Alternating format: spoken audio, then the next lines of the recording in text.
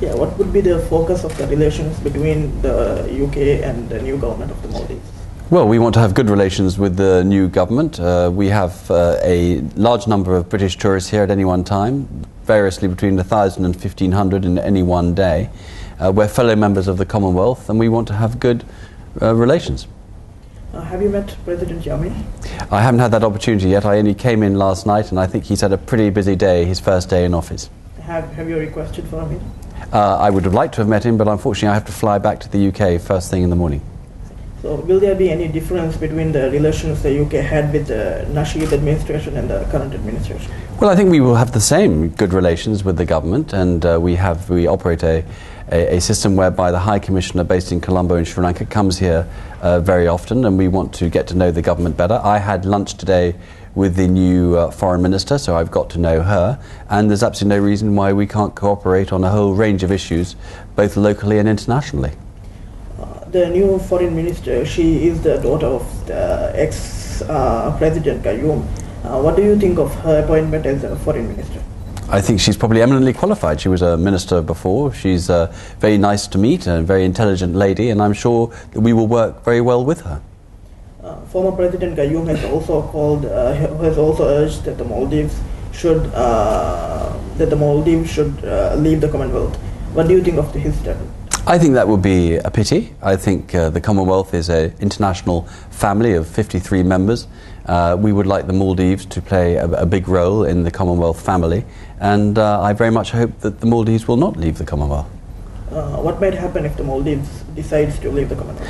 Look, I mean, ultimately, membership of the Commonwealth is up to the constituent countries who form the Commonwealth. It's not a compulsory membership, and people are free to come and go as they wish. But we think the Commonwealth has a good set of universal values. We've all signed earlier this year the Commonwealth Charter, which is important in terms of human rights and aspirations.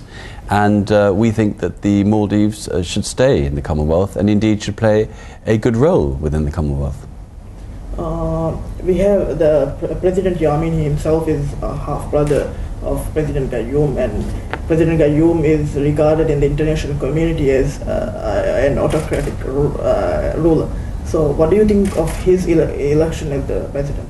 Look, he was elected by a very large percentage of the population. I think that we would all be envious in the UK if we had the same turnout that you've just had here in the Maldives, and he's put together a government. We said the whole way along what we wanted was to have free, credible and transparent elections. These have now happened.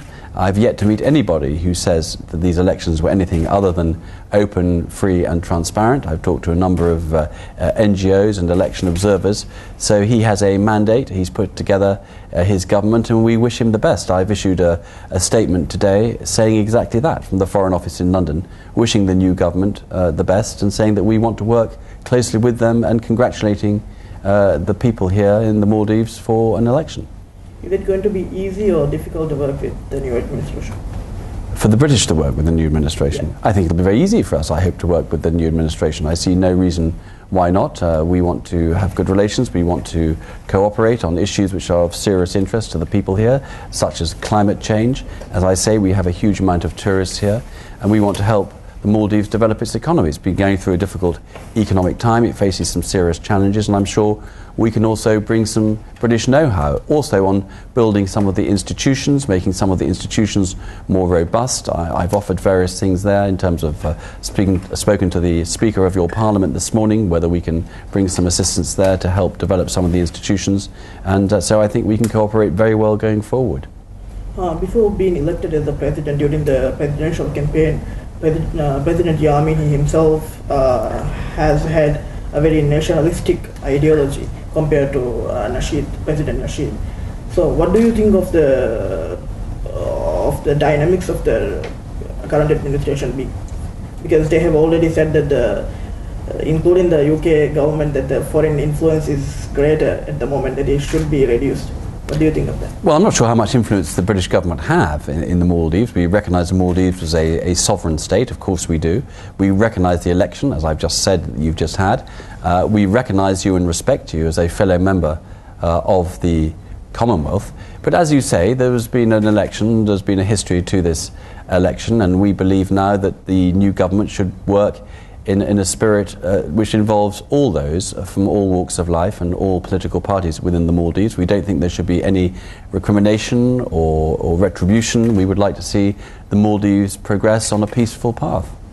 What do you think the steps the new government should take in order to move forward towards national stability, harmony? Well, I think the economy is obviously something which needs to be looked at, and the International Monetary Fund had some suggestions as to what should be done, the size of the state, how to actually increase the revenue that the government earns. Also, there are 2 elections coming up. I understand that the local elections now are going to be in January rather than in December, so those need to go ahead, and also the elections then to the Majlis, which come up quite quickly in March. So you've had 1 election of 3, you've got 2 other elections coming pretty quickly, and we would like to see those go well, obviously, for the people of the Maldives.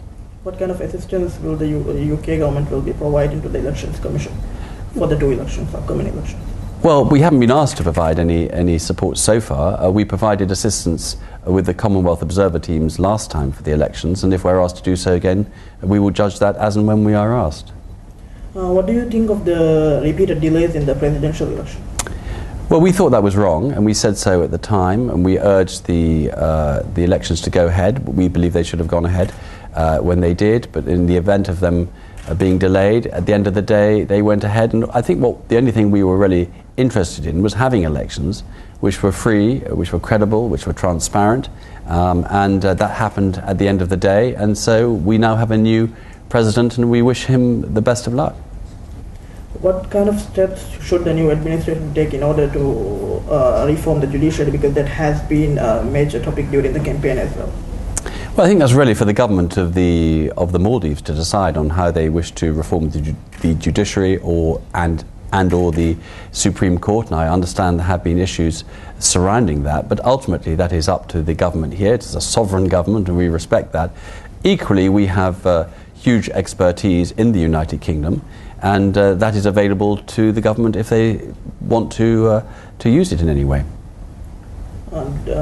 Do you think, what kind of assistance can the UK government, specific assistance the UK can provide to the Maldives in terms of judicial reform? Well, we have the London Bar, which is one of the most internationally recognised legal bars in the world, and so that they have huge expertise there. In fact, many people have studied there internationally, and of course the Commonwealth also has a large amount of legal advisors. All of those are available to the government should they wish to access them. But it's important that you have a clear judicial system here, and that's again part and parcel of what the Maldives and other countries of the Commonwealth signed up to when they signed the Commonwealth Charter. There's a set of universal values, and we think that applies to all members of the Commonwealth equally, and that's why we would like to see the Maldives playing a big role back in the Commonwealth. You have been here for a day now. What do you think of the current political atmosphere?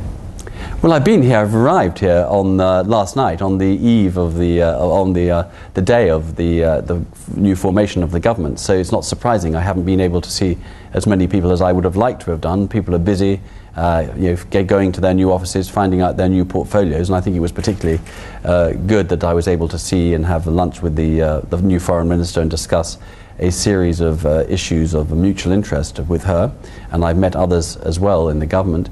But next time I come back, of course, I would like to spend a little bit more time here. I've just been on a long trip. I've been in India for the ASEM conference, and then I've been in Sri Lanka for the CHOGM, the Commonwealth Heads of Government conference.